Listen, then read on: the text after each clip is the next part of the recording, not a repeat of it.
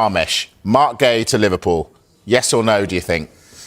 Can I go in the middle of that you at can. the moment? Talks are ongoing between Liverpool and Crystal Palace over the signing of the England international Marc Guehi. This isn't an easy deal to do for a few reasons, hence why I can't say 100% yes or 100% no. Not least the kind of transfer fee that Crystal Palace would want compared to the transfer fee that Liverpool would be prepared to pay for Marc Guehi. But hanging over Crystal Palace is a contract situation. He has entered the final year of his contract, and you would guess that would have an impact on the price. Anyway, what Liverpool would be prepared to pay because of that contract situation. Then you've got to add what Guehi's mentality would be.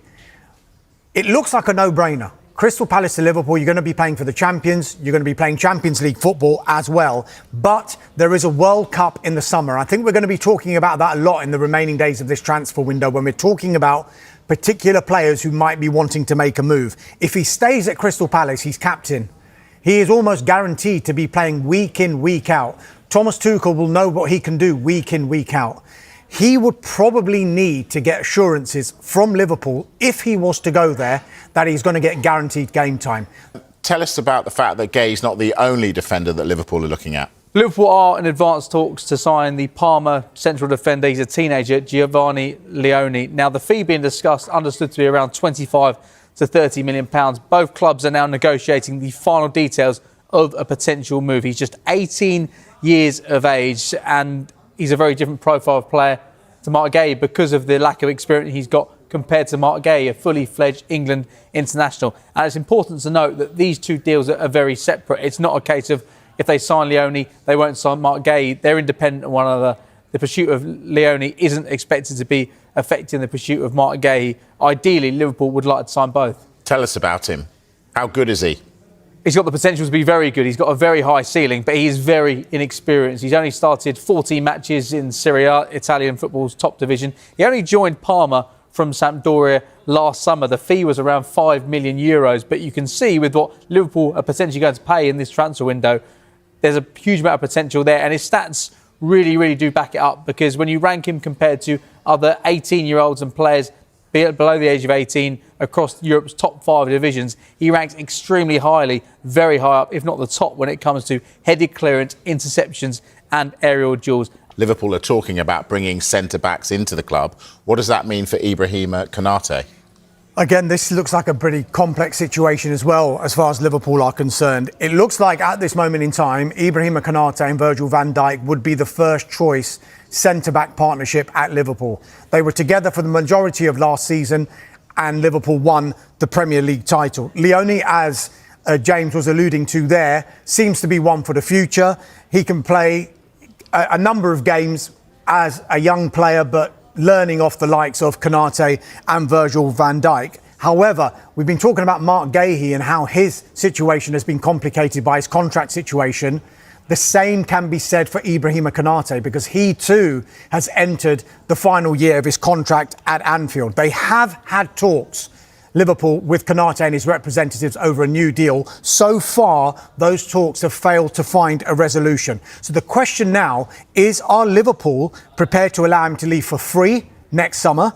Or would they consider offers for Ibrahima Konate if Marc Guehi and Leone were both to come to Anfield? But as it stands, our information is that Liverpool have no intention of selling Ibrahima Konate in this transfer window. Alexander Isak's future at Newcastle United appears to be hanging by a thread, as reports intensify that the Swedish striker is on the verge of submitting a formal transfer request amid growing frustration over the club's refusal to negotiate with Liverpool.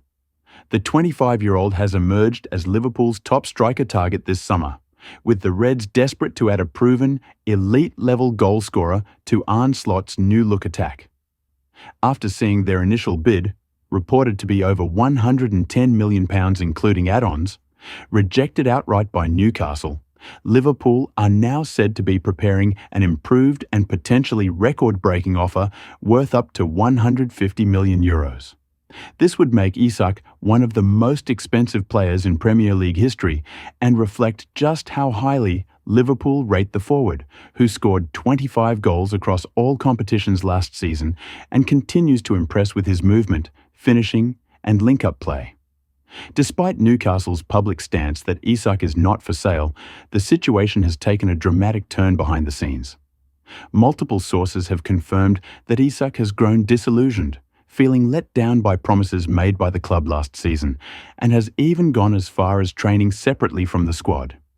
He has been spotted back in Spain, spending time at his former club Real Sociedad, fueling further speculation that he may be distancing himself from Newcastle's pre-season preparations as he pushes for a move. His representatives have reportedly informed Newcastle that he is open to a departure this summer, and a formal transfer request is now believed to be imminent if the club continues to block discussions. Liverpool, meanwhile, are intensifying their internal efforts and are prepared to test Newcastle's resolve with a massive new bid. The club is reportedly discussing a structured proposal that could reach €150 million with bonuses and performance-related clauses, which would shatter their previous transfer record.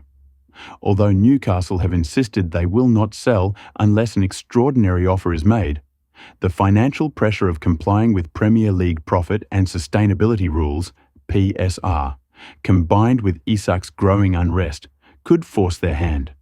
Sources close to the Liverpool camp suggest the club sees Isak not just as a replacement for Darwin Núñez, but as a transformational player for Slot's attacking setup, offering versatility, maturity, and elite-level composure in front of goal. Liverpool have made it clear that they are willing to wait until the final weeks of the transfer window if necessary, but they are also prepared to act quickly if Isak formally hands in a request and signals his intent to leave. While the situation remains fluid, momentum appears to be building toward a high-stakes transfer showdown, with Liverpool ready to pounce, and Isak seemingly eager to make the move to Anfield.